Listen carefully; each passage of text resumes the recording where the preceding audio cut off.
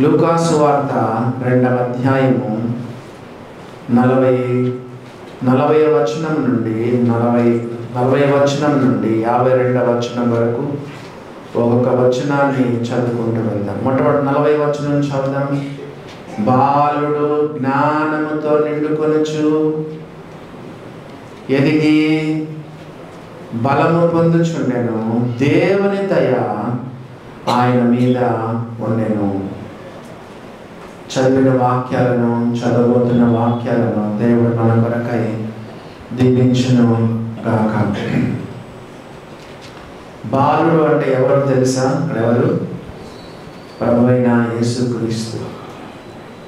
పోయిన వారం అంతా 2-3 వారాలుగా యేసుక్రీస్తు ఎలా పుట్టాడు, నేను కూడా మన చర్చిలోనే కాకుండా ఇంకా వేరే చోట్ల కూడా కొన్ని సందర్భాల్లో, కొన్ని వాక్యాలు, కొన్ని మీటింగ్స్లో ప్రభు యొక్క పుట్టుకను గురించి నేను చెప్పడం జరిగింది. మన చర్చిలో కూడా మనం చూసినాము. మరి 2-3 వారాలుగా యేసుక్రీస్తు ఈ భూలోకంలో ఆయన పుట్టినాడు. మరి యేసుక్రీస్తు భూలోకంలో పుట్టినప్పుడు తల్లిదండ్రులు ఏం చేశారు చెప్పండి? తల్లిదండ్రులు ఏం చేశారు? వెనకల పేజ్ తిప్పండి. 2వ అధ్యాయంలో ఏముందో చూడండి. 21వ వచనం,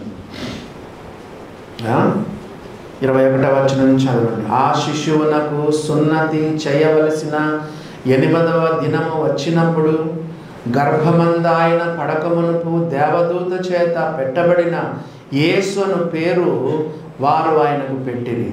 మోషే ధర్మశాస్త్రము చొప్పున వారు తమను శుద్ధి చేసుకున్న దినములు గడిచినప్పుడు ప్రతి తొలిచూలు పిల్ల ప్రభువునకు ప్రతిష్ఠ చేయబడవలెను అని ప్రభు ధర్మశాస్త్రమందు వ్రాయబడినట్లు ఆయనను ప్రభువుకు ప్రతిష్ఠించుటకును ప్రభు ధర్మశాస్త్రమందు చెప్పబడినట్టు గువ్వల జతలనైనను 2 పావురపు పిల్లలనైనను బలిగా సమర్పించుకొనుటకు వారు ఆయనను యెరూషలేమునకు తీసుకొని పోయిరి.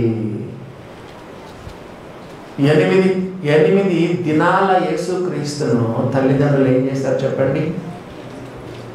దేవాలయానికి తీసుకెళ్ళినారు. కొంతమంది పిల్లలు పుట్టినప్పుడు మన చర్చికి కూడా తీసుకొస్తారు. అందరి ఎదుట ప్రార్థన చేయించుకుంటారు, పేరు కూడా పెట్టించుకుంటారు. చూసారా దేవుని బిడ్డలారా? కొంతమంది పిల్లలు పుట్టిన తర్వాత చర్చి ముఖమే చూడరు కదా. పిల్లలు పుట్టిన తర్వాత అస్సలు చర్చికి రానే రా. ఎందుకంటే ఇన్ఫెక్షన్ వస్తుందంట. ఎక్కడ తీసుకెళ్తారు? ఆసుపత్రిలో. ఎంత ఇన్ఫెక్షన్ అండి! మనతో పాటు ఎన్ని రోగాలు వచ్చిన పిల్లలు ఉంటారు అక్కడ. అమ్మో, ప్రైవేట్ హాస్పిటల్లో కానీ తర్వాత గవర్నమెంట్ హాస్పిటల్లో కానీ ఎంత ఇన్ఫెక్షన్స్, అన్ని ఇన్ఫెక్షన్స్. హాస్పిటల్కి తీసుకెళ్ళినప్పుడు లేని ఇన్ఫెక్షన్ చర్చికి తీసుకొచ్చినప్పుడు ఇన్ఫెక్షన్ వస్తుందా? నేను అనుకుంటున్నాను చర్చికి రాకపోతే ఇంకా ఎక్కువ ఇన్ఫెక్షన్లు వస్తాయి. దేవుని బిడ్డలారా గమనించండి. చిన్న పిల్లలను మనం దేవుని సన్నిధానానికి తీసుకొని రావాలి. 8 మనోళ్ళు కూడా కొంచెం జాగ్రత్తగా ఉండాలి కదా. అంటే పిల్లల్ని ఇట్లా పట్టుకోకూడదు, చిన్న పిల్లల్ని పట్టుకోకూడదు. మన చేతుల్లో ఎన్ని సూక్ష్మ క్రిములు ఉంటాయి తెలుసా? కొంతమంది కదా పిల్లలు నోట్లో ఏళ్ళు పెడతారంట కదా. ఒకసారి ఒక తల్లి చెప్పింది అన్నా పిల్లల్ని తీసుకొస్తే పిల్లలు నోట్లో ఏళ్ళు పెట్టచ్చా? ఎంత ఇన్ఫెక్షన్! మనం కూడా బుగ్గలు గిల్లేది, మూతు పెట్టేది, ముద్దులు పెట్టేది కదా. ఎందుకంటే ఈ రోజులు కొంచెం జాగ్రత్తగా ఉండాలి. కాబట్టి దేవుని బిడ్డలారా పిల్లలను దేవుని సన్నిధానం తీసుకొని రావాలి. యోవేలు గ్రంథంలో చూడండి ఏమని రాయబడిందో. హోషయ, యోవేలు కదా. మరి దానియేలు గ్రంథం తర్వాత ఏముంటుంది? హోషయ, యోవేలు 2వ అధ్యాయం చూడండి. 2వ అధ్యాయము 16వ వచనం చదువుతారా? యోవేలు గ్రంథం 2వ అధ్యాయం 16వ వచనం. జనులను సమకూర్చుడి, సమాజ కూటము ప్రతిష్ఠించుడి, పెద్దలను పిలవనంపించుడి, చిన్నవారిని, ఇప్పుడు చదవండి, చిన్నవారిని, ఇప్పుడు చదవండి, నెక్స్ట్ చదవండి, స్తన్యపానము చేయు బిడ్డలను తోడుకొని రండి. చిన్నవారిని, స్తన్యపానము చేయు బిడ్డలను పాలు తాగే పిల్లలను దేవుని సన్నిధికి తీసుకొని రండి. కొన్నిసార్లు పిల్లలు అల్లరి చేస్తే నేను ఏమంటాను, నేను వాక్యం చెప్పేటప్పుడు పిన్ డ్రాప్ సైలెన్స్ ఉండాలి. ఏ చిన్న శబ్దమైనా నేను చెప్పలేను వాక్యం. కొన్నిసార్లు పిల్లలు మనం ఏం చేస్తాం అల్లరి చేసే వాళ్ళను కొంచెం దూరం తీసుకెళ్ళను. మళ్ళీ నేను వాళ్ళకి సారీ చెప్తాను, అమ్మా మరి అన్నాను ఏమనుకోద్దండమ్మా సారీ అని చెప్తాను. పిల్లలు అల్లరి చేస్తారని చర్చికి తీసుకురాకుండా ఉండొచ్చా? చిన్నవారిని, స్తన్యపానము చేయి పిల్లలను, చెప్పండి, స్తన్యపానము చేయి బిడ్డలను తోడుకొని రండి. పెళ్లి కుమారుడు అంతఃపురములో నుండి పెళ్లి కుమార్తె, నిన్న పెళ్లి జరిగింది శనివారము, ఆదివారం చర్చ ఎగరగొట్టాలా? ఎన్ని ఉన్నాయండి, ఎన్ని ఉన్నాయి దేవుని వాక్యములు, ఎన్ని ఉన్నాయి. పెళ్లి కొడుకు రావాల్సిందే, నిన్న పెళ్లి జరిగింది, ఈరోజు చర్చి, అయినా కూడా రావాలి. అట్లా ఎవరో వచ్చినారు, ఎవరో నాకు తెలీదు, మర్చిపోయినాను, కొంచెం హ్యాపీ వాళ్ళేమో కదండి. దేవుని బిడ్డలారా, నిన్న పెళ్ళి జరిగితే ఈరోజు చర్చికి ఎగరగొట్టచ్చా? రావాలి, చర్చికి రావాలి. నాకు శుక్రవారము మ్యారేజ్ అయింది. మా సంఘంలో ప్రతి శుక్రవారము విజ్ఞాపన ఉంటుంది. పొద్దున మ్యారేజ్ జరిగింది. మ్యారేజ్ అయిన రోజు ఎట్లా ఉంటుంది? మ్యారేజ్ అంతా అయిపోయి 2, 3, 4 మా చర్చిలో 6:30కే చర్చి, ఈవినింగ్ 6:30కే ఉంటుంది. చలికాలం అయితే 6:30, చీకటి పడే రోజులు కదా, మామూలు రోజులు అయితే 7 గంటలకు ఉంటుంది. పొద్దున్న నాకు పెళ్ళయింది, సాయంకాలం నేను విజ్ఞాపన కూడికి వెళ్ళాను. చూసారా దేవుని బిడ్డలారా, యేసు ప్రభువును ఆ తల్లిదండ్రులు ప్రభువునకు ప్రతిష్ఠించినట్లుగా తీసుకెళ్ళినారు.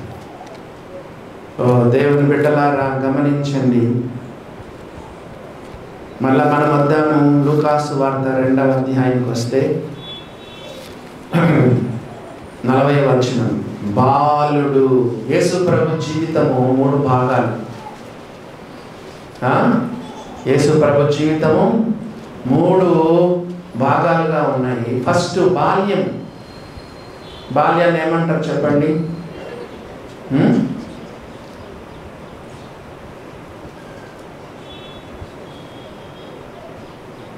చైల్డ్హుడ్. ఆయన యొక్క బాల్యం గురించి ఏమని రాయి? బాలుడు అంట, బాలుడు. సర్వోన్నతుడైన దేవుడు, ఆకాశ మహాకాశాలు పట్టజాలని వాడు, ఆకాశం ఆయన సింహాసనం, భూమి ఆయన పాదపీఠము.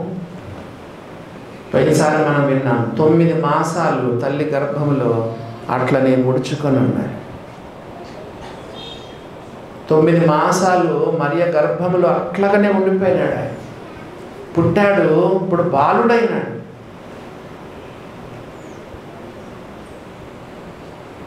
నలభై వచనం నుండి 52వ వచనం వరకు 29 సంవత్సరాల చరిత్ర ఉంది అక్కడ. ఎన్ని సంవత్సరాలు చెప్పండి? దాదాపు 40వ వచనం నుండి 52వ వచనం వరకు మనం చూస్తే దాదాపు 29 సంవత్సరాల జీవితం ఉంది అక్కడ. కానీ ఫస్ట్ ఆయన బాల్యం చైల్డ్హుడ్ ఎలా ఉందో చూడండి. జ్ఞానముతో నిండుకుంటున్నాడు యేసుక్రీస్తు. సర్వోన్నతుడైన దేవుడు ఉదయకాలం జ్ఞాపకం చేసుకున్నాం ఆరాధనలో. మహిమ స్వరూపుడు దాసుని స్వరూపమైనాడు. మహిమలో ఉన్నవాడు మానవుడైనాడు. బాలుడు, దేవుడు బాలుడైనాడు. చూడండి దేవుని బిడ్డలారా, హెబ్రీయులకు రాసిన పత్రిక 2వ అధ్యాయంలో ఒక మాట చూడండి. హెబ్రీయులకు రాసిన పత్రిక 2వ అధ్యాయము 16-17 వచనాలు. హెబ్రీ 2వ అధ్యాయం 16-17 వచనాలు. ఏలయనగా ఆయన ఎంత మాత్రమును దేవదూతల స్వభావమును ధరించుకొనలేదు. యేసుక్రీస్తు ఈ లోకంలో పుట్టినప్పుడు దేవదూతగా పుట్టినాడా? కొంచెం రెక్కలు కదా, ఆ తర్వాత తల చుట్టూ కొంచెం మహిమ, రౌండ్గా బొమ్మలు వేస్తుంటారు. ఈ లోకంలో ఏమైనా అట్లా పుట్టాడా యేసుక్రీస్తు? దేవదూతల స్వభావమును ధరించుకొనక అబ్రహాము సంతాన స్వభావమును ధరించుకొని ఉన్నాడు. 17వ వచనం. ప్రజల పాపములకు పరిహారము కలగజేయుటకై దేవుని సంబంధమైన కార్యములలో కనికరమును నమ్మకమును గల ప్రధాన యాజకుడు నిమిత్తము అన్ని విషయములలో తన సహోదరుల వంటి వాడు కావలసి వచ్చను. అన్ని విషయాల్లో సహోదరుడు లాంటి కావలసి వచ్చింది. మనలాగా ఆకలి కొన్నాడు, దాహం కొన్నాడు, అలసిపోయినాడు, నిద్రపోయినాడు. ఇంకొక ఆదరణకరమైన మాట చెప్పమంటారా? అన్ని విషయాల్లో మన వల్లనే శోధింపబడ్డాడు. మానవుల్లో మానవుడైనాడు. బాలుడు. దేవుని బిడ్డలారా గమనించినారా? బాలుడు జ్ఞానముతో నిండుకొనుచు. ఒక ప్రశ్న అడగాలనుకుంటున్నాను. జ్ఞానం ఎలా వస్తుందని చెప్పండి. ఎవరైనా చెప్తారా? మామూలు జ్ఞానం కాదు, దైవ జ్ఞానం ఎలా వస్తుంది? ఎవరైనా చెప్తారా?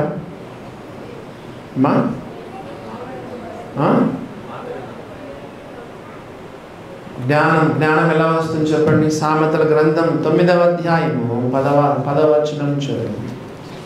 జ్ఞానం ఎలా వస్తుందంటే సామెతల గ్రంథము 9వ అధ్యాయము 10వ వచనం. యెహోవా యందు భయభక్తులు కలిగి ఉండుటయే జ్ఞానమునకు మూలం. నీకు ఆత్మీయమైన జ్ఞానం కావాలంటే దేవుని అందరి భయభక్తులు. ఒక ప్రశ్న అడుగుతాను, జ్ఞానం ఉందా? దేవుని యందు భయభక్తులు ఉందా? చెప్పండి. The fear of the Lord is the beginning of the wisdom. చెప్పండి. The fear of the Lord is the beginning of the wisdom. First జ్ఞానం కాదు, దేవుని యందు భయభక్తులు కదా. ఫస్ట్ దేవుని యందు భయభక్తులు కలిగి ఉంటే నీకు ఆత్మీయమైన జ్ఞానం. యెహోవా యందు భయభక్తులు కలిగి ఉండుట జ్ఞానమునకు మూలం. యేసుక్రీస్తు జ్ఞానమందు అని మనం చదువుతున్నాం. ఆయనే దేవుడు, కానీ లోకంలో మానవుడిగా పుట్టాడు కాబట్టి తండ్రి అయిన దేవుని ఎడల ఆయన భయము కలిగి జీవించినాడు. అలా చదువుకుందాం. బాలుడు జ్ఞానముతో నిండుకొనుచు ఎదిగి బలము పొందుచుండెను. జ్ఞానంతో నిండుకుంటున్నాడు, ఎదుగుతా ఉన్నాడు. ఫిజికల్ గ్రోత్ కూడా కదా. క్రైస్తవ జీవితం ఏంటంటే ఇట్స్ ఎ బ్యాలెన్స్డ్ లైఫ్. భక్తిలో పడిపోయి నీవు సరిగా అన్నం తినకుండా, ఆరోగ్యాన్ని పట్టించుకోకుండా, సరిగా నిద్రపోకుండా, డాక్టర్లు చెప్పిన టాబ్లెట్లు వేసుకోకుండా కదండి, నీవు నీ ఇష్టానుసారంగా జీవించకూడదు.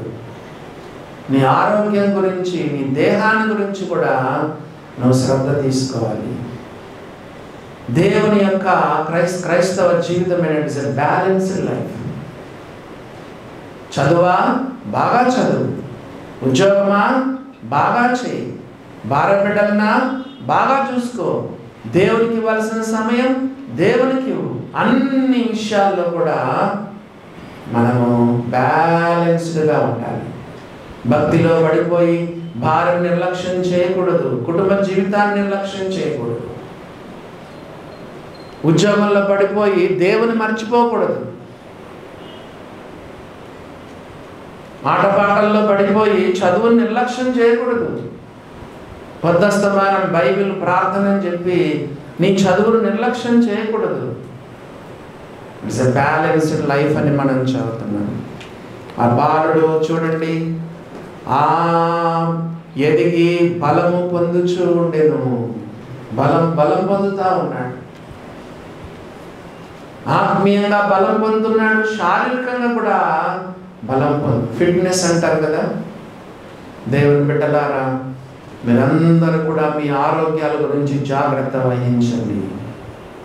నేను అనుభవించి చెప్తున్నాను. దేవుని బిడ్డలారా, 6 నెలలకు ఒకసారైనా పరీక్షలు చేసుకోండి. ముఖ్యంగా హార్ట్ కదా, కిడ్నీస్, మీ రక్త పరీక్షలు తప్పనిసరిగా మీకు 40 ఏళ్ళు పైబడ్డాయంటే ఖచ్చితంగా చేసుకోవాలి. 6 నెలలకు ఒకసారి ఆరోగ్యాలు జాగ్రత్తగా కాపాడుకోండి. యేసు ప్రభు ఎదుగుతున్నాడు, వయసులో కూడా పెరుగుతున్నాడు, బలము పొందుచుండెను అనే మాట రాయబడింది. మరి 52వ వచనం చదువుతారా? ఇప్పుడు 52వ వచనం చూడండి, ఏమని రాయబడింది. ఆయన బ్యాలెన్స్డ్ లైఫ్ చూడండి. 52వ వచనం, యేసు జ్ఞానమందును, చెప్పండి, వయస్సునందును, దేవుని దయందును, మనుషుల దయందును వర్ధిల్లుచుండెను. ఇదే బ్యాలెన్స్డ్ లైఫ్.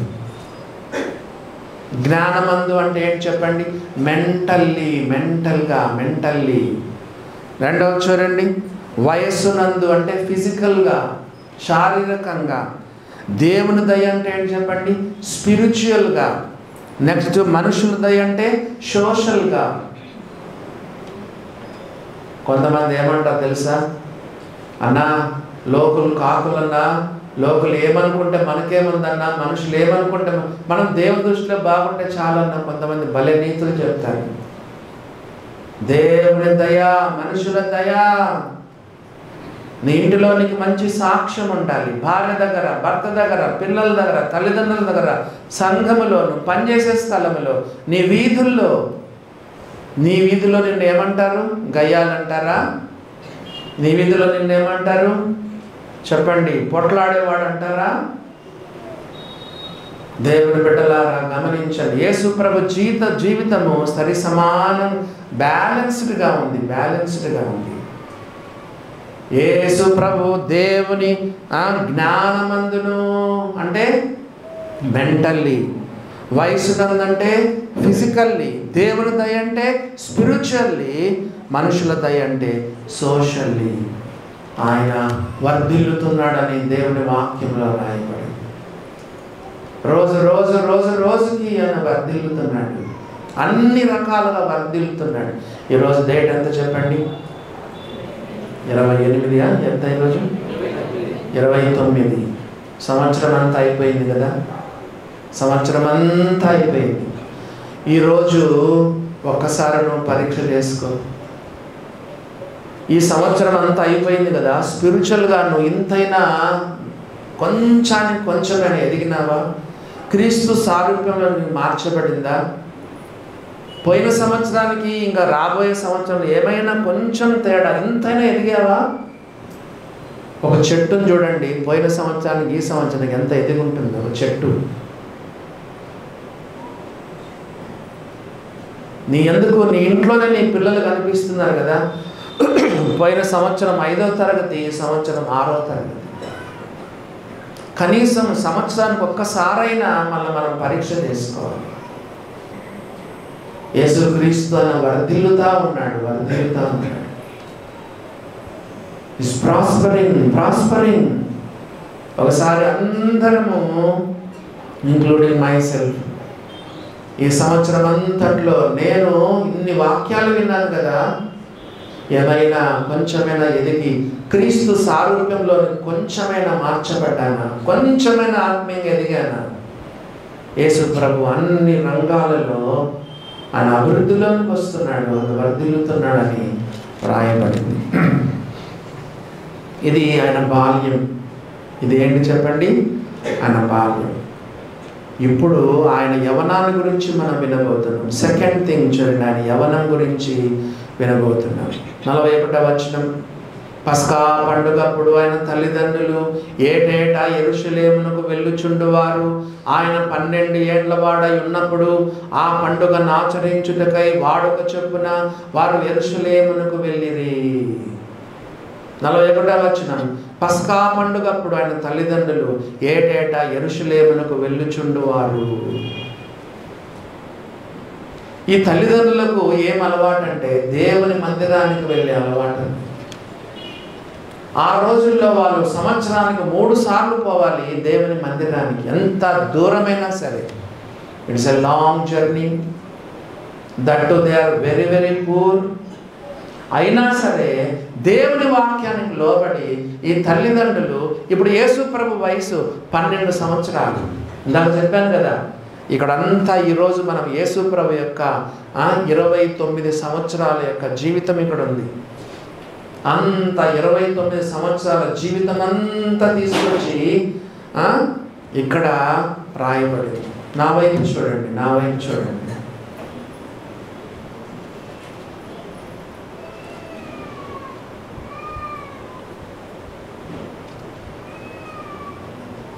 యేసు ప్రభు 12 ఏళ్ళప్పుడు కుటుంబ సమేతంగా ఆయన్ను తీసుకుని వెళ్ళినారు.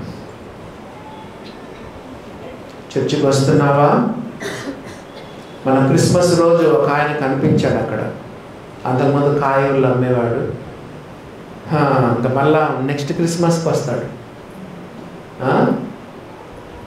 ఖచ్చితంగా వస్తాడు. ఆయన పేరు కూడా యేసయ్యనే. దేవుని బిడ్డలారా, మనము దేవుని మందిరానికి క్రమంతో వాడుక చొప్పున ఉంది. చూడండి అక్కడ ఏముందో, ఏమని రాయబడింది? 42వ వచనము లాస్ట్ లైను, వాడుక చొప్పున వారు యెరూషలేమునకు వెళ్ళిరి. ఎంత దూరమైనా సరే. మన చర్చిలో కొంతమందిని నేను తెలుసు, ప్రతి వారం దాదాపు వాళ్ళకు 1000 రూపాయలు క్యాబ్ ఖర్చు అవుతుంది. 4 వారాలకు దాదాపు 4-5 వేలు పెట్టుకొని చర్చికి వస్తారు. కొంతమంది కారు ఉన్నా కూడా పార్కింగ్ ఇబ్బంది అని చెప్పి వాళ్ళు పెద్ద పెద్ద కార్లు ఉన్నా కూడా ఆటోలో వస్తారు, క్యాబ్లో వస్తారు, వెళ్ళిపోతారు. మన చర్చిలో మనం చెప్పేది ఏంటో తెలుసా? క్రైస్తవ జీవితం అంటే you have to pay the price. దేవుని కొరకు నువ్వు ఎంతో నష్టపోవాలి, దేవుని కొరకు ఎంతో నువ్వు త్యాగం చేయాలి. హెబ్రీయులకు రాసిన పత్రిక 10వ అధ్యాయం 24వ వచనం. హెబ్రీ 10వ అధ్యాయం 24వ వచనం, కొందరు మానుకొనుచున్నట్టుగా సమాజముగా కూడుట మానవద్దు. ఆదివారాలు రావు, మంగళవారము దీనికి ఏంటి హౌస్ వైఫ్స్ ప్రేయర్కి రావు, బుధవారం బైబిల్ స్టడీకి రావు, శుక్రవారము ప్రార్థనకు రావు, కనీసం జూమ్లో సిస్టర్స్ మీటింగ్కి రావు. ఇంకా ఏం భక్తున్నట్టు చెప్పండి? ఏం భక్తున్నట్టు? ఎవరు? నీవే. ఆదివారం వస్తావు, కొన్నిసార్లు ఆదివారాలు కూడా రావు, భయం లేదు, భక్తి లేదు. కొందరు మానుకొనుచున్నట్టుగా సమాజముగా కూరట మానదు. Thursday 12 hours sisters chain prayers ఉంటాయి. ఎన్నడన్నా ప్రార్థన చేసినావా? చూసుకో. నీవునంతకు నువ్వే పరీక్ష చేసుకోవాలి. 5 నిమిషాలు 10 నిమిషాలు జూమ్లో వచ్చి ప్రార్థన చేయొచ్చు కదా. కొందరు మానుకొనుచున్నట్టుగా సమాజముగా కూరట మానదు. ఎట్లా సంఘాన్ని మానేస్తే ఏమవుతాం? చల్లారిపోతాము. అది కాదు, అసలు ఆరిపోతాం. దేవుని మందిరానికి దూరం అయిపోతే ఆరిపోతాం, చల్లారిపోతాం. బైబిల్లో రోజు రోజుకు నువ్వు మండాలి, ప్రజ్వరిల్లాలి, క్రీస్తు కొరకు ఒక వెలుగు వెలగాలి.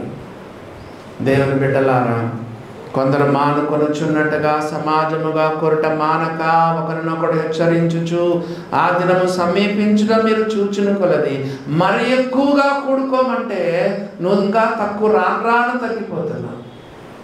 ఎప్పుడూ సంసారం ఉండేది, భర్త ఎప్పుడూ ఉంటాడు, భార్య ఎప్పుడూ ఉంటుంది, పిల్లలు ఎప్పుడూ ఉంటారు, హోంవర్క్లు ఎప్పుడూ ఉంటాయి, వంటలు ఎప్పుడూ ఉండేవి, నీళ్ళు వచ్చేది ఎప్పుడూ ఉండేది, బట్టలు ఉతికేది ఎప్పుడు ఉండేది, పనులు అనేది ఎప్పుడు ఉండేది. ఈ లోకంలో నువ్వు కన్ను మూసేంత వరకు పనులు ఉండనే ఉంటాయి. పక్కన పెట్టాలి, దేవుని మందిరానికి రా, అంతే. There is no option, no option. ఓ దేవుని బిడ్డలారా గమనించండి. మరి ఎక్కువగా కూడుకొనుచు ప్రేమ చూపుటకును సత్కార్యములు చేయుటకును ఒకరినొకడు పురికొల్పవల్లని ఆలోచిద్దాం. మీకు ఒక విషయం తెలుసా? నువ్వు దేవుని మందిరానికి వస్తావు, ఫర్ ఎగ్జాంపుల్ బైబిల్ స్టడీకి అనుకో. అబ్బా ఆ అక్క ఎంత సమర్పణతో వస్తుంది, ఆ అన్న ఎంత బాగా వస్తాడు, నేను కూడా వెళ్ళాలి, నా కుటుంబం కూడా నేను వెళ్ళాలి. బా ఆయన ఎంత దూరం నుండి వస్తాడు, ఆ అక్క ఎంత దూరం నుంచి వస్తుంది, అయ్యో వీళ్ళు కూడా వస్తున్నారా, అయ్యో వాళ్ళు కూడా వస్తున్నారా, ఒకరిని చూసి ఒకరు చెప్పండి పురికొల్పబడతారు. పని ఉందనుకోండి, నీ జీవితకాలం అంతా పని ఉందన్నా అంటే నీ జీవితకాలం అంతా నువ్వు రాలేదు. దేవుని బిడ్డలారా గమనించండి. వాడుక చొప్పున కదా 12 ఏళ్ళ యేసు ప్రభును కూడా వాళ్ళు తీసుకెళ్ళారు. 43వ వచనం, ఆ దినములు తీరిన తర్వాత వారు తిరిగి వెళ్ళుచుండగా బాలుడైన యేసు యెరూషలేములో నిలిచెను. 43వ వచనం మీకు ఏమర్థమవుతుంది? ఆ దినములు తీరిన తర్వాత అక్కడ కొద్ది రోజులు ఉంటారు. నాకు తెలిసినంత మటుకు పస్కా పండుగ 7 రోజులు. ఆ దినములు తీరిన తర్వాత ఇంకా రిటర్న్ అయిపోతున్నారు. తల్లిదండ్రులు రిటర్న్ వెళ్ళేటప్పుడు తిరిగి వెళ్ళుచుండగా బాలుడైన యేసు యెరూషలేములో నిలిచెను. యేసు ప్రభును వెళ్ళకుండా, యేసు ప్రభును తీసుకెళ్లకుండా ప్రయాణాలు చేయొచ్చా? నువ్వు ఎక్కడికి వెళ్ళినా యేసు ప్రభుతో వెళ్ళు. ఎక్కడికి వెళ్ళినా కొంతమంది ఎట్లుంటారు తెలుసా? సినిమాకి వెళ్ళేటప్పుడు కూడా యేసు ప్రభు ప్రార్థన చేసుకుని వెళ్తారు. అలాంటి వాళ్ళు కూడా నాకు తెలుసు. సార్ నేను ఎంత తాగినా కూడా నాకేం కాలేదు సార్ చెప్పేది వాళ్ళు. ఎంత తాగినా తాగేటప్పుడు కూడా ప్రార్థన చేసుకొని తాగుతాను సార్ అంటాను. చూసారా దేవుని బిడ్డలాగా? అదే అర్థము. నువ్వు ఎక్కడికి వెళ్ళినా యేసు ప్రభుని వెంట పెట్టుకొని వెళ్ళు. ప్రార్థన లేకుండా, యేసు ప్రభు లేకుండా ఒంటరిగా పోవట నీకెంత ప్రమాదం. తల్లిదండ్రులు యేసుక్రీస్తుని మర్చిపోయినారు. యేసు ప్రభుని వదిలేసి వాళ్ళు తిరిగి వెనక్కి వాళ్ళు వెళ్ళిపోయినారు, ముందుకు వెళ్ళిపోయినారు. మీకు ప్రశ్న అడుగుతాను, చెప్పండి. యేసుక్రీస్తు యెరూషలేములో ఎందుకు నిలిచినాడు? ఎవరైనా చెప్పగలరా? ప్రభువైన యేసుక్రీస్తు యెరూషలేములో ఎందుకు నిలిచినాడు? మీకు జవాబు కావాలంటే 27వ కీర్తనలో చదవండి. కీర్తనల గ్రంథము 27వ కీర్తనలో చదవండి. మరి యేసు ప్రభు ఎందుకు యెరూషలేములో దేవాలయంలో అట్లనే ఉండిపోయినాడు? 27వ కీర్తన 4వ వచనం చదవండి. యెహోవా యొద్ద ఒక వరం అడిగితిని, దాన్ని నేను వెదకుచున్నాను. యెహోవా ప్రసన్నతను చూచుటకును ఆయన ఆలయములో ధ్యానించుటకును నా జీవిత కాలమంతయు నేను యెహోవా మందిరములో నివసింపగోరుచున్నాను. డివైన్ లైట్ 24/7 తెరిచి ఉంటుంది. ప్లీజ్ పక్కన రెండు అపార్ట్మెంట్స్ తర్వాత ఒక అంకుల్ ఉంటాడు. ఆయన వచ్చి ప్రార్థన చేసుకుని, సిస్టర్స్ కూడా కొంతమంది కదా భలే ఎంజాయ్ చేస్తారు. ఇక్కడికి వచ్చి సిస్టర్స్ కొంతమంది ఒంటరిగా వస్తారు, ఇక్కడ మోకరిస్తారు, స్టేజ్ దగ్గర మోకరించి కన్నీటితో ప్రార్థన చేసి దేవుని సన్నిధి ఎంతో ఎంజాయ్ చేస్తూ ఉంటారు. 24/7 కదా. దేవుని బిడ్డలారా, దేవుని మందిరంలో ఎంత బాగుంటుంది కదా. కొంతమంది సోదరులు సోదరీలు వచ్చి ఇక్కడ ఏకాంతంగా ప్రార్థన చేసుకుంటూ ఉంటారు. డీపెస్ట్ డిజైర్ ఆఫ్ డేవిడ్, నా జీవిత కాలమంతా యెహోవా మందిరములో నివసింపగోరుచున్నాను. 26:8 కీర్తనలు 26వ కీర్తన 8వ వచనం. యెహోవా నీ నివాస మందిరమును, నీ తేజో మహిమ నిలుచు స్థలమును నేను ప్రేమించుచున్నాను కదా. రక్షిత వస్తూ ఉంటుంది, ప్రార్థన చేసుకుంటూ ఉంటుంది.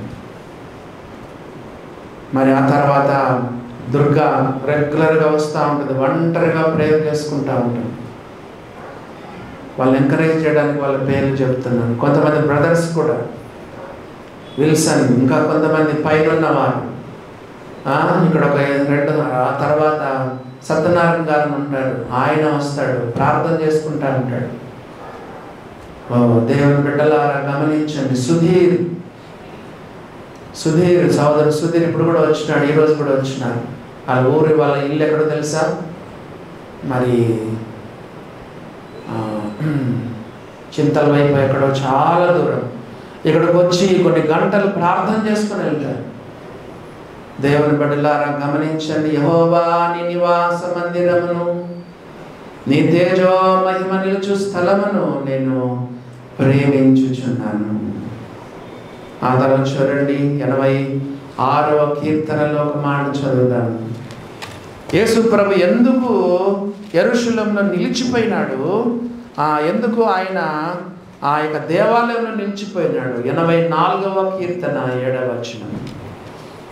కీర్తనల గ్రంథము 84వ కీర్తనలో 7వ వచనం చదువుదాము. చూడండి ఏమని రాయబడిందో.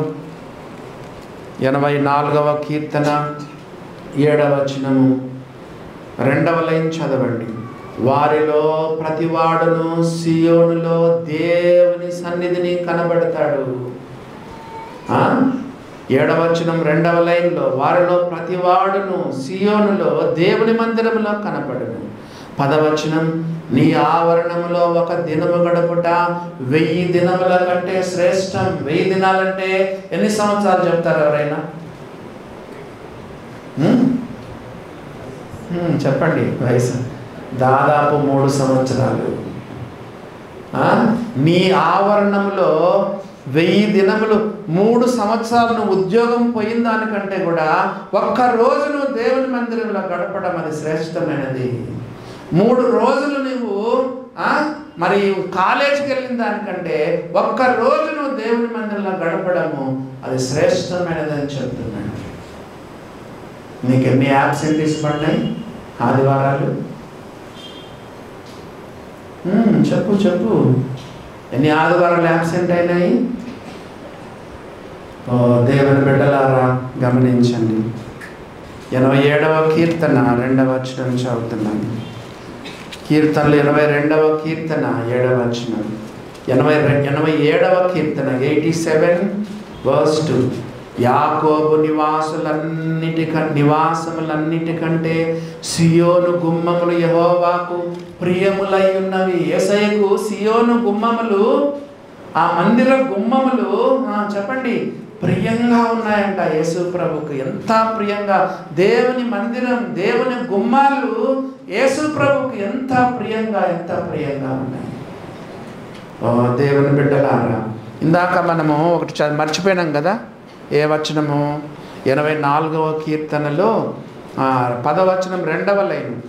నీ ఆవరణములో ఒక దినము గడుపుట 1000 దినముల కంటే శ్రేష్టం. భక్తిహీనుల గుడారములలో నివసించుట కంటే చెప్పండి, నా దేవుని మందిర ద్వారమునొద్ద ఉండుట నాకు ఇష్టము. ఈరోజు చాలామంది ఊర్లోకి వెళ్ళారు కాబట్టి తక్కువ మంది వచ్చినారు. కొంతమంది ఏం చేస్తారు తెలుసా? లేటుగా వచ్చిన వాళ్ళంతా ఆడే కూర్చుంటారు. ఎక్కడ? మెట్ల పైన, అక్కడ కింద కూర్చుంటారు, వాకిల దగ్గర కూర్చుంటారు కదా. అసలు రాకపోవడం కంటే కనీసం అక్కడ ఉండడం కూడా మంచిదే కదా. అదే కీర్తనలో ఏముంది? నీ బలిపీఠమునొద్దనే పిచ్చుకలకు నివాసము దొరికెను. పిచ్చుకలు కూడా ఎక్కడ పడితే అక్కడ గూళ్ళు పెట్టుకోకుండా పిచ్చుకలు కూడా ఆఖరికి ఎక్కడ వచ్చినాయి? అక్కడ ఎన్నో వచనం అది 84వ కీర్తనలో ఎన్నో వచనం చెప్పండి? 3వ వచనం 2వ లైను. నీ బలిపీఠమునొద్దనే పిచ్చుకలకు నివాసము దొరికెను, పిల్లు పెట్టుటకు వానకోవలకు గూటి స్థలము దొరికెను. ఆఖరికి ఆ బలిపీఠం దగ్గర, దేవుని మందిరం దగ్గరికి పిచ్చుకలు, వానకోవలు వస్తూ ఉన్నాయి. దేవుని బిడ్డలారా, సియోను ద్వారములు 87:2 కదా.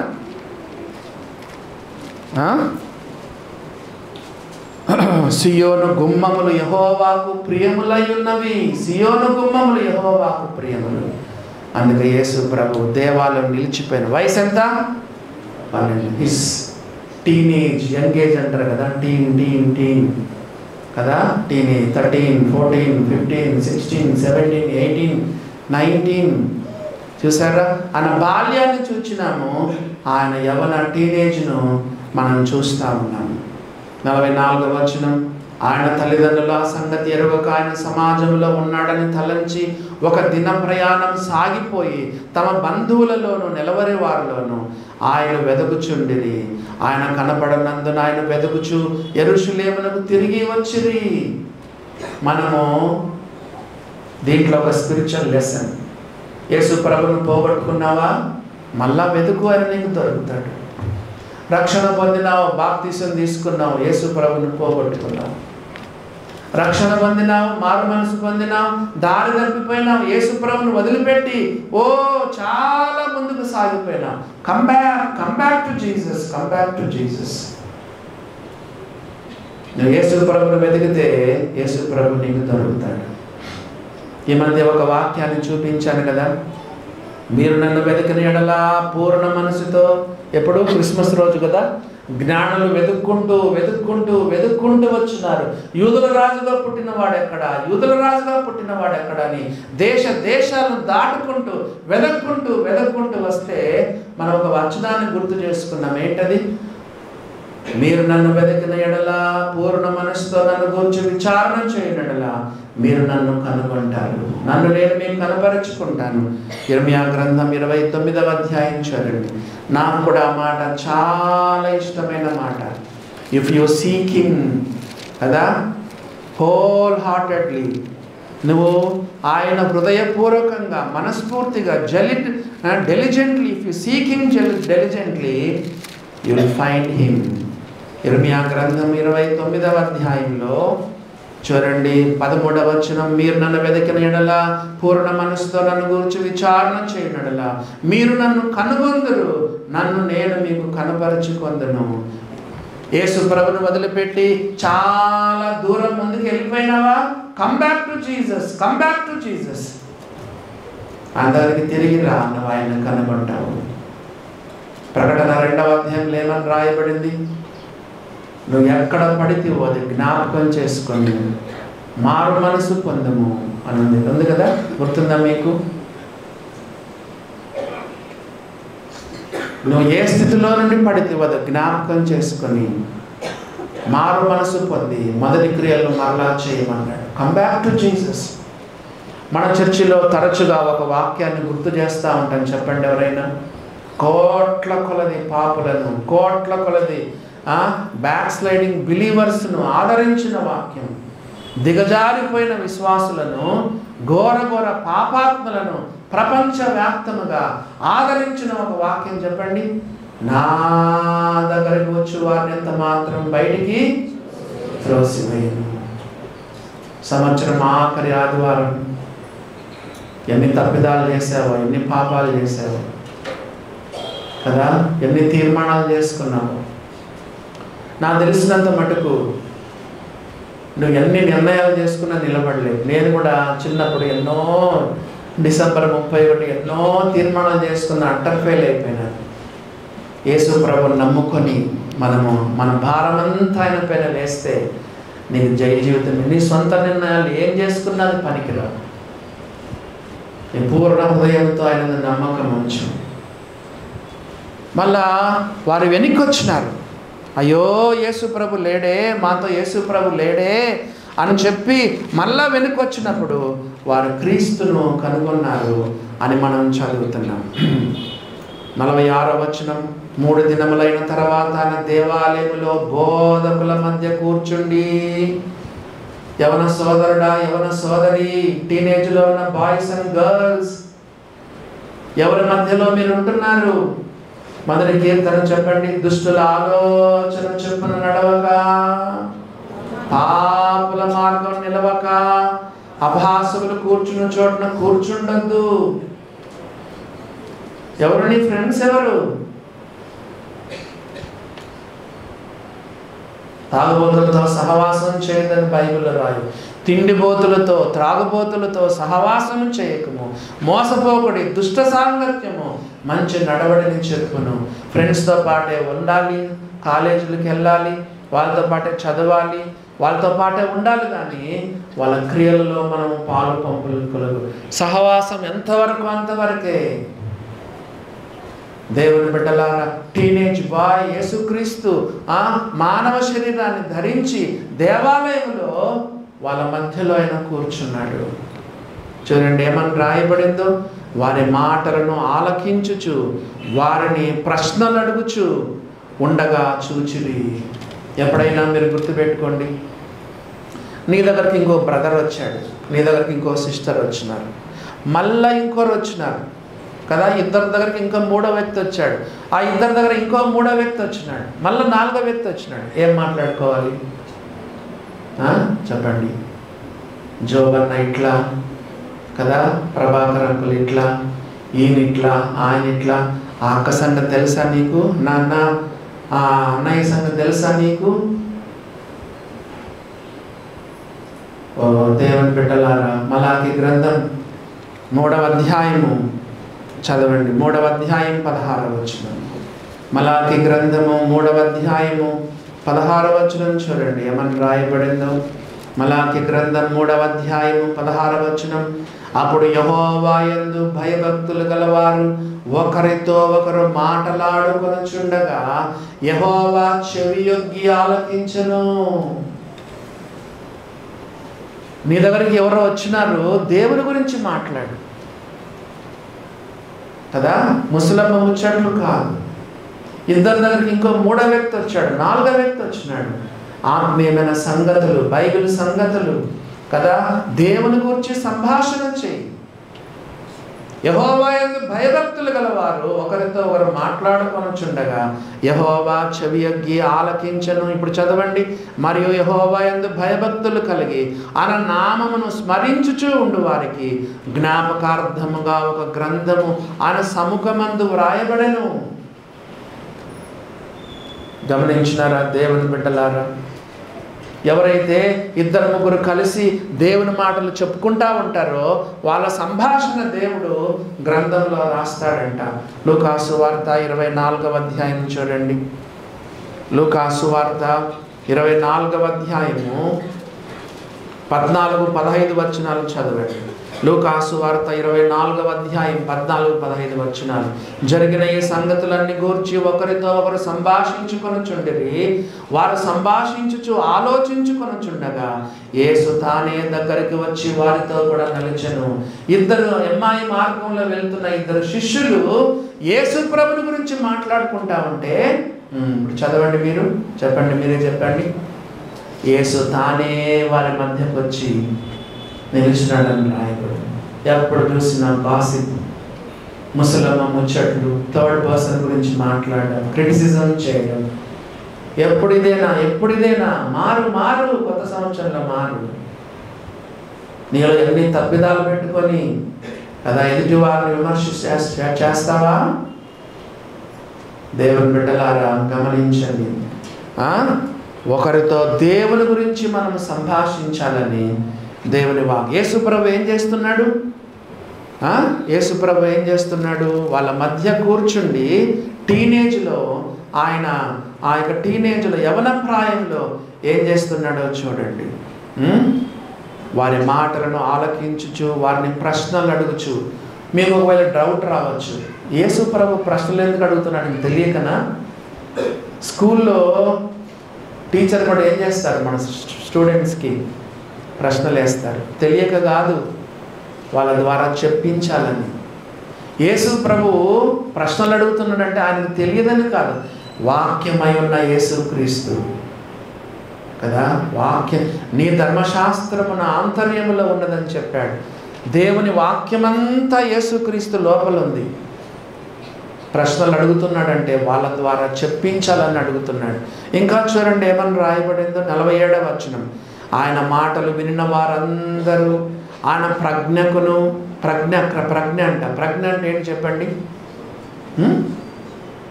ప్రజ్ఞ అంటే ఎవరు? ప్రజ్ఞ అంటే ఏంటి చెప్పండి? జ్ఞానం. లేఖనాల్లో యేసుక్రీస్తుకి ఎంత జ్ఞానం ఉందో తెలుసా? అక్కడ ఉన్న వాళ్ళు ఎవరు? పండితులు, తల పండినోళ్ళు. వాళ్ళు ధర్మశాస్త్రం అంతా A to Z తెలిసిన వాళ్ళు. వాళ్ళ మధ్య కూర్చొని యేసు ప్రభు లేఖనాల్లో ఉన్న జ్ఞానాన్ని ఆయన చెప్పాడు. 119వ కీర్తన చూడండి, 99వ వచనం చదువుతారా? కీర్తనలు 119వ కీర్తన 99వ వచనం చదవండి. కీర్తనల గ్రంథము 119వ కీర్తన. నిద్రపోయే వాళ్ళని ఏం డిస్టర్బ్ చేయదలుచుకోలేదు. బాగా ఇంకొక 10-15 నిమిషాలు శుభ్రంగా నిద్రపోండి. 119వ కీర్తన 99వ వచనం చూడండి. నీ శాసనములను నేను ధ్యానించుచున్నాను. ఇప్పుడు చదవండి. నా బోధకులందరికంటే నాకు విశేష జ్ఞానము కలదు. ఇక్కడ డివైన్ లైట్ సంఘంలో దేవుడు మీకు కొంతమంది బోధకులను ఇచ్చినాడు కదా. మరి నన్ను దేవుడు ఇక్కడ పెట్టాడు. ప్రభాకర్ అంకులు సంఘ పెద్దగా ఉన్నారు. రామలింగుడు అంకులు సంఘ పెద్దగా ఉండి ప్రభు సన్నిధికి వెళ్ళిపోయినారు. మీరు ఏ స్థితికి చేరుకోవాలంటే మాకంటే ఎక్కువ జ్ఞానవంతులు కావాలి. బహుశా దావీదు రాశాడో ఎజ్రా రాశాడో తెలియదు. దావీదు అనుకుందాం. దావీదు ఏం చెప్తున్నాడు? నా బోధకులందరికంటే నాకు విశేషమైన జ్ఞానము. బైబిల్ చదువుతున్నావా? వాక్యము పట్టుందా? వాక్యం పైన నీకు పట్టుందా? ఎన్నిసార్లు దైవ గ్రంథాన్ని చదివావు? దేవుని వాక్యము నీ హృదయంలో ఉందా? వీళ్ళెవరు? శాస్త్రులు, పరిసయ్యులు, ప్రధాన యాజకులు, బైబిల్ జ్ఞానం తెలిసిన తలపండినోళ్ళు వీళ్ళు. అలాంటి వారి మధ్య యేసుక్రీస్తు 12 సంవత్సరాలకే ఆయన ప్రజ్ఞను, వాక్యములో ఉన్న జ్ఞానాన్ని ఆయన చెప్తున్నాడు. దేవుని బిడ్డలారా గమనించినారా? నా బోధకులందరికంటే కూడా చెప్పండి, నాకు విశేష జ్ఞానం కలదు. 100వ వచనం, 100వ వచనం. నీ ఉపదేశంలో నేను లక్ష్యము చేయుచున్నాను. చదవండి నెక్స్ట్. కావున వృద్ధుల కంటే నాకు విశేష జ్ఞానం కలదు. చిన్నప్పుడు నీ మమ్మీ డాడీ నీకు వాక్యం చెప్పుకుంటారు కదా. చిన్నప్పుడు సండే స్కూల్ టీచర్లు నీకు వాక్యం చెప్పింటారు. నీ సండే స్కూల్ టీచర్ల కంటే మీ మమ్మీ డాడీ కంటే కూడా నువ్వు ఆ వాక్యంలో నువ్వు అంత ఎదగాలి కదా. మరి నీ చర్చిలో నీకు దేవుడిచ్చిన కాపరులు, ఉపదేశకులు, సువార్థికుల కంటే కూడా, బోధకుల కంటే కూడా వాళ్ళ మించిన జ్ఞానాన్ని నువ్వు దేవుని వాక్యంలో నువ్వు కలిగి ఉండాలి. బైబిల్ చదివావా? పొద్దున్న లేచినావు కదా, బైబిల్ ముట్టినావా? ఒకరోజు ఒక ఆమెకు చెప్పినవే చెప్తా ఉంటాను, ఏమనుకోదు. ఓ రోజు ఒక ఆమెకు కంటెంతలు కనపడలేదంట. కంటెంతలు కనపడితే వారమంతా వెతికి వెతికి వెతికి వెతికి విసిగిపోయింది. అన్ని చోట్ల వెతికి మళ్ళా వచ్చే ఆదివారం చర్చికి వచ్చింది. చర్చికి వచ్చి బైబిల్ తెరిస్తే, చర్చికి వచ్చినప్పుడు జిప్ తీస్తాం కదా, జిప్పులో ఉందంట. ఎక్కడున్నా చెప్పండి? ఈ బైబిల్లో ఇక్కడ పెట్టేసింది. పోయిన ఆదివారం పెట్టింది, జిప్పేసి ఇంట్లో పెట్టేసింది బైబిల్. వారమంతా ఎదుగుతుంది, ఇంట్లో ఎదుగుతుంది. ఎక్కడుంది? మళ్ళా వచ్చే ఆదివారం చర్చికి వచ్చినప్పుడు బైబిల్ జిప్పు చూస్తే ఆ లోపల ఉంది. బైబిల్ మధ్యలో ఉన్నాయి. అంటే దాని అర్థం మీరు చెప్పండి ఇప్పుడు. చెప్పండి. వారమంతా బైబిల్ చదవలేదు. యేసు ప్రభువుకి ఎంత జ్ఞానం ఉంది. దేవుని బిడ్డలారా, 119వ కీర్తనలో పైన కూడా ఒక మాటను చూడండి. 119వ కీర్తనలో ఏముందో చూడండి. 98వ వచనం 2వ లైన్. నా శత్రువులకు మించిన జ్ఞానం. శత్రువు అంటే ఎవరు చెప్పండి? సాతాను. నిన్ను పడగొట్టాలని, నిన్ను రకరకాలుగా నిన్ను పడగొట్టాలని ఎన్ని ప్రయత్నాలు చేస్తున్నాడు. ఎన్నో పన్నాగాలు పన్నుతున్నాడు శత్రువు. కానీ వానికి నువ్వు చిక్కవు. ఎందుకు? నీ శత్రువులకు మించిన జ్ఞానం దేవుడు నీకు ఇస్తాడు. తిరిగి మనం లూకా సువార్తకు వెళ్ళిపోదాము. చూడండి 2వ అధ్యాయంలో ఏమని రాయబడింది? లూకాసు వార్త 2వ అధ్యాయంలో చూడండి ఏమని రాయబడిందో. 2వ అధ్యాయం 47వ వచనం. ఆయన ప్రజ్ఞకును ప్రత్యుత్తరములకును విస్మయమొందిరి. ప్రత్యుత్తరములంట. ప్రత్యుత్తరం అంటే ఏంటి మీరు చెప్పండి. ఇందాక ఆయన ప్రశ్నలు అడిగాడు, చెప్పండి. ఇందాక యేసు ప్రభు వాళ్ళు ప్రశ్నలు అడిగాడు. ఇప్పుడు వాళ్ళు యేసు ప్రభును ప్రశ్నలు అడిగితే యేసు ప్రభు ఏం చేస్తున్నాడు? ప్రత్యుత్తరం ఇస్తున్నాడు. వాళ్ళు అడిగిన ప్రశ్నలకు కూడా యేసుక్రీస్తు సమాధానం చెప్తూ వచ్చినాడు. మీకు ఒక విషయం చెప్పమంటారా? నీ జీవితంలో చాలా సందేహాలు నీకున్నాయి. ఎందుకు ఇలా జరిగింది? ఎందుకు ఇలా జరిగింది? ఎందుకు ప్రభువా? Why lord?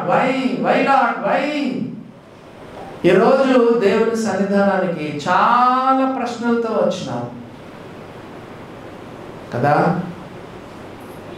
అలజడితో వచ్చినావు, కలవరంతో వచ్చినావు. నీ జీవితంలో ప్రశ్నలుగానే మిగిలిపోయినాయి. యేసయ్యకు చెప్పు. మనం పాట పాడతాం కదా, నా జీవిత వెదలందు యేసే జవాబు, ప్రభు యేసే జవాబు. నీ ప్రశ్నలన్నిటికీ యేసు ప్రభు ప్రత్యుత్తరం ఇస్తాడు, జవాబు నీకు ఇస్తాడు. మనం ముందుకు సాగి వెళ్దాము. 48వ ప్రత్యుత్తరములకును విస్మయం ఉందిరి. ఏమంట? విస్మయం ఉందిరి. ఆయన తల్లిదండ్రులు ఆయన చూచి మిక్కిలి తల్లిదండ్రులకు కూడా ఆశ్చర్యం వేసింది. దేవదూత చెప్పిన మాటలు యోసేపుకు మరియకు కూడా గుర్తొచ్చి ఉంటాయి. ఇంకా చూడండి, ఆయన తల్లి, కుమారుడా మమ్మల్ని ఎందుకు ఇలా చేసితివి? ఇదిగో నీ తండ్రియు నేను దుఃఖపడుచు నిన్ను వెదకుచుంటిమని ఆయనతో చెప్పగా. ఈనాడు తల్లిదండ్రులకు పిల్లలు కూర్చున్న ధ్యాసే లేదు. ఈనాడు తల్లిదండ్రులకు పిల్లలు కూర్చుని చింతే లేదు, దుఃఖమే లేదు. వదిలేసినావు ఈ తల్లిదండ్రులు యేసు ప్రభు కనపడనందుకు ఎంత దుఃఖపడుతూ వెతుక్కుంటూ వచ్చి 49వ వచనం. ఆయన మీరేలా నన్ను వెతుకుచుంటిరి, నేను నా తండ్రి పనుల మీద ఉండవలనని మీరు ఎరగరా అని వారితో చెప్పాను. 49వ వచనం వెరీ వెరీ ఇంపార్టెంట్. ఎందుకో చెప్పండి చూద్దాం. 49వ వచనము ఎందుకు ఇంపార్టెంట్? ఎవరైనా చెప్తారా? ఎవరైనా చెప్పండి. ఈ వచనం 49వ వచనం వెరీ వెరీ ఇంపార్టెంట్. ఎందుకో చెప్పండి చూద్దాం.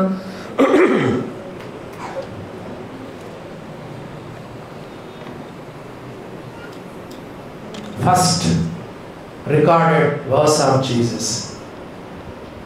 యేసు ప్రభు పుట్టిన తర్వాత నోరు తెరిచి పలికిన మొట్టమొదటి మాట. అంతకుముందు ఎప్పుడైనా యేసు ప్రభు పలికిన మాటలు బైబిల్లో రికార్డ్ చేయబడినాయా? అంతకుముందు పలుకుంటాడు, ఏమో చెప్పుంటాడు, కానీ బైబిల్లో రికార్డ్ చేయబడిన యేసు ప్రభు మొట్టమొదటి మాట. యేసు ప్రభు ఈ లోకంలో పుట్టిన తర్వాత first recorded verse of Jesus Christ.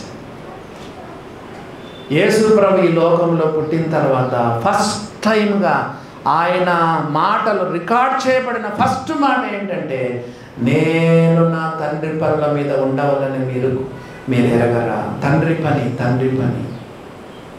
వాళ్ళకు వాక్యం చెప్పడం, వాళ్ళు అడిగిన ప్రశ్నలకు జవాబు చెప్పడం, తండ్రి పని. మరి మీరు కూడా తండ్రి పని పైన ఉన్నారా? Are in the affairs of God? దేవుని అఫైర్స్లో ఉన్నారా? దేవుని పనిపాట్ల పైన ఉన్నారా? ఇంకో విషయం, మీరు జవాబు చెప్పడానికి సిద్ధంగా ఉంటే మిమ్మల్ని ప్రశ్నలు అడిగే వాళ్ళు ఎంతమంది ఉంటారు తెలుసా? ఈ ప్రపంచంలో ఎంతమంది ప్రశ్నలతో ఉండిపోయినారు, కృంగిపోయినారు కదా, కృషించిపోయినారు. ఎంతమంది కన్నీటితో ఉన్నారు. తండ్రి పని అంటే ఏంటో తెలుసా? ఇదే. ఎంతోమందికి వాక్యం చెప్పడం, ఎంతోమంది ప్రశ్నలకు జవాబులు ఇవ్వడం, ఇదే తండ్రి పని. ఎంతోమంది ఆకలి దప్పులతో ఉన్నారు, నిరాశ నిస్పృహల్లో ఉన్నారు. First record words of Jesus Christ. నేను నా తండ్రి పనుల మీద ఉండవాలని మీరు ఎరగరా? తండ్రి పని, తండ్రి పని, తండ్రి పని, దేవుని పని, దేవుని పని, తండ్రి పని. నీవు ఎప్పుడు చూసినా నీ పని, నీ పని, నీ పని. పొద్దస్తమానము కదా, వంటలే వంటలు, బట్టలే బట్టలు, ఉతుకుడే ఉతుకుడు కదండి, బంధువులే బంధువులు కదా, ఉద్యోగమే, వ్యాపారమే, ప్రయాణాలే, సంపాదనే. తండ్రి పని, తండ్రి పని. మార్తా మార్తా, విస్తారమైన పనిపాట్ల చేత నువ్వు తొందరపడుచున్నావు. అవసరమైనది ఒక్కటే, అవసరమైనది ఒక్కటే. మార్తా, అవసరమైనది ఒక్కటే. ఏంటది? మరి యేసు పాదంలో కూర్చుండి ఆయన బోధ వినుచుండేను.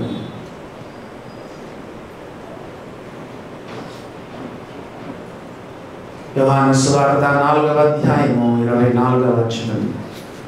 యోహాను సువార్త 4వ అధ్యాయము 24వ వచనం చూడండి ఏమని రాయబడిందో.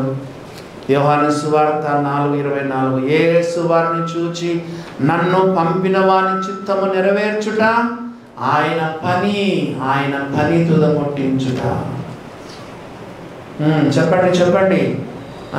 నన్ను పంపిన వాని చిత్తము నెరవేర్చుట ఆయన పని తుదముట్టించుట. దేవునికి ఏ పని ఇచ్చాడో గుర్తుపట్టుకున్నావా? ఎప్పుడైనా అడిగావా? యేసయ్యా నేను నీ కొరకు ఏం చేయాలి? సంఘములో నువ్వు నాకు ఏ పని ఇచ్చినావు? నేను ఏం చేయాలి? సంఘంలో నేను ఏం చేయాలి? ఏ పని? నా పని ఏంటి? నా కర్తవ్యం ఏంటి? ఏం చేయాలి నేను నీ కొరకై?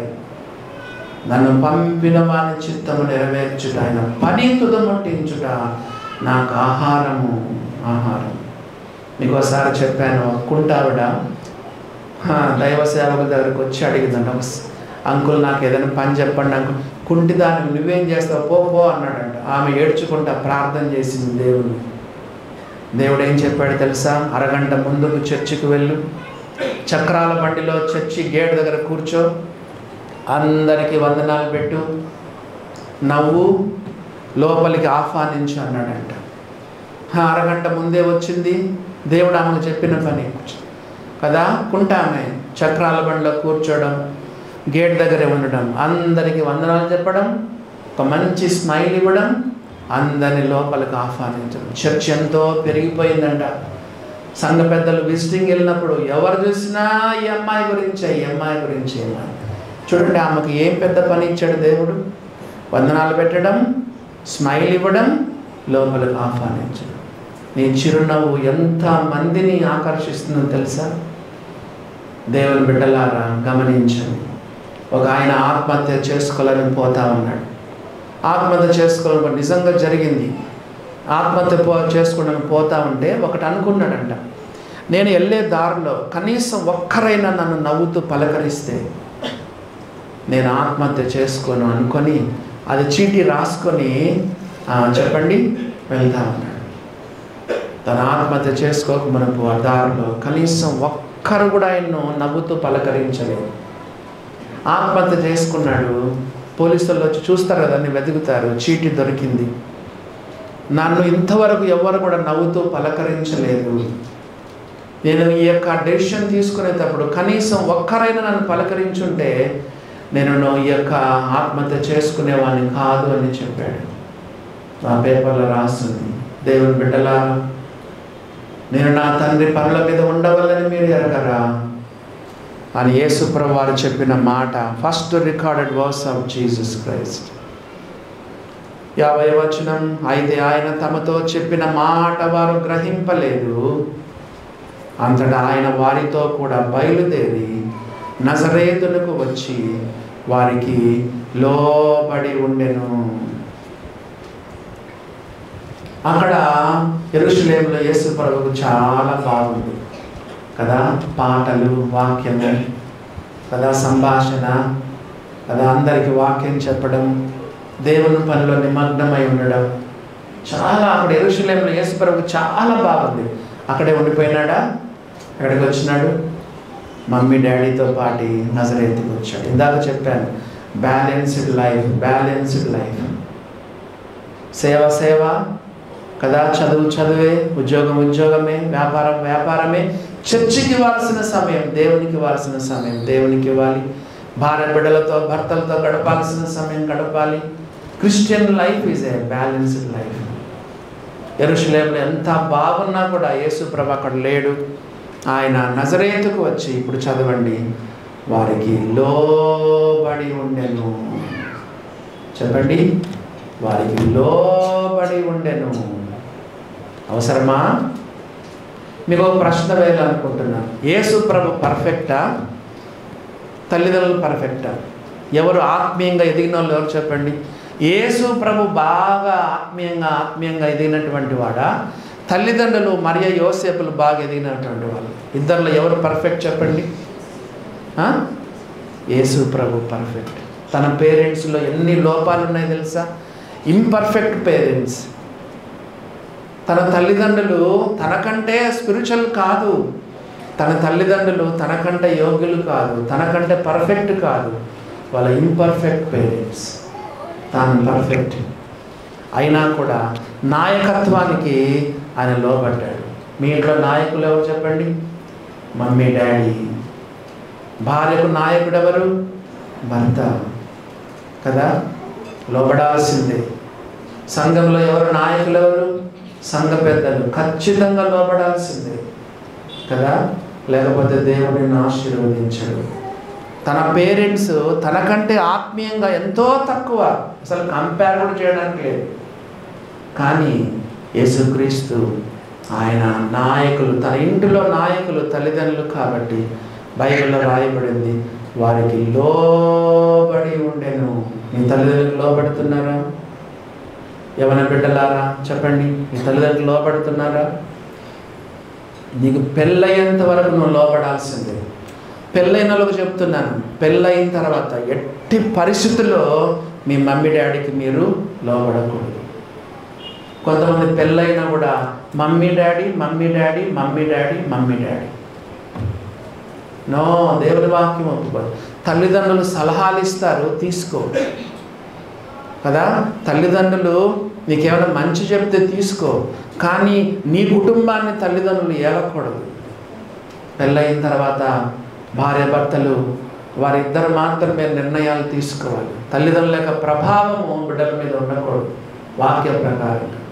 కానీ పెళ్ళి కాకున్నంత వరకు కదా, లేదా పెళ్ళి అయ్యేంత వరకు మీ మమ్మీ డాడీకి ఖచ్చితంగా నువ్వు లోబడాల్సిందే. దేవుని వాక్యం అలా చెబుతుంది. 5వ ఆజ్ఞ యేసుక్రీస్తు నెరవేర్చాడు. 10 ఆజ్ఞలలో 5వ ఆజ్ఞ చెప్పండి. 10 ఆజ్ఞలలో 5వ ఆజ్ఞ ఎవరైనా చెప్పగలరా? చెప్పండి.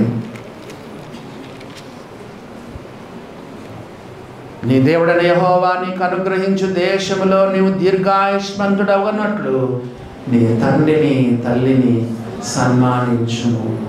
చూసారా? మమ్మీ డాడీకి లోబడుతున్నారా? దేవుని బిడ్డలారా, వినయం విధేయత నీ జీవితంలో ఉందా? నీ పరమ తండ్రి నీ పరమ తల్లి అయిన దేవునికి అసలు నువ్వు విధేయత చూపుతున్నావా?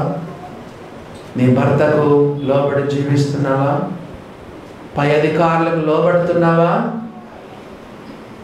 దేవుని బిడ్డలారా, యేసు ప్రభు యొక్క బాల్యాన్ని గురించి మనం చూచినాము. యేసు ప్రభు యొక్క యవన జీవితాన్ని గురించి మనము చూచినాము. ఆ తర్వాత చూడండి ఏమని రాయబడిందో. ఆయన తల్లి ఈ సంగతులన్నింటినీ తన హృదయంలో భద్రము చేసుకునెను. యేసు జ్ఞానమందును వయస్సునందును దేవుని దయందును మనుషుల దయందును వర్ధిల్లుచుండెను. యేసు ప్రభు జీవితం 3 భాగాలని చెప్పాను. నంబర్ 1 ఆయన బాల్యము, రెండవదిగా ఆయన యవనము, మూడవదిగా ఆయన అడల్ట్ ఏజ్. అడల్ట్ అని ఏమంటారు తెలుగులో చెప్పండి? చెప్పండి. కౌమార దశన ఏదో అంటారు కదా, నాకు కూడా సరిగ్గా తెలియదు. కౌమార దశ తెలుగు పండితుడు చెప్తున్నాడు. కౌమార దశ బాల్యం గురించి మనం విన్నాము. రెండవది కానీ యవన జీవితాన్ని గురించి మనం విన్నాము. బైబిల్లో రాయబడింది, యవన కాలమున కాడిమోయుట నరునికి మేలు. నీ మెడ వంచు, తల వంచు, తల వంచు, నడుము వంచు, మోకాళ్ళు వంచు. యేసు ప్రభు కాడిని తీసుకో, మరి నీ పాపాలైన ఒప్పుకో, కన్నీరు కార్చు, యేసు ప్రభు నీ హృదయంలో చేర్చుకో కదా. మరి కౌమార దశ గురించి చెప్దామనుకున్నాను కానీ నాకు టైం సరిపోలేదు. దేవుని చిత్తమైతే ఆయన 3వ దశ కౌమార దశ గురించి వచ్చే వారం ప్రభు చిత్తమైతే విందాం. నేను అనుకుంటున్నాను అందరితో దేవుడు మాట్లాడాడు కదా. కొంచెం వాక్యం చెప్పినప్పుడు మీలో కొంతమంది గాయం కూడా ఉంటుంది, కొంతమంది నొప్పి కూడా పడి ఉంటారు. నా మీద మీరు ఆయాస పడితే నేనేం చేయలేను కదా. స్నేహితుడు మేలు చేసి మేలు కోరి గాయాలు చేస్తాడు కదా. దేవుని సన్నిధికి వెళ్ళిపోయి, ప్రభువా మరి నా వాక్యం ద్వారా మాతో మాట్లాడావు, మమ్మల్ని క్షమించు అని చెప్పి ప్రభువుకు అంకితం చేసుకొని మీ జీవితంలో ముందుకు కొనసాగడానికి దేవుడు తన కృప మనలో విస్తరింప చేయనుగాక.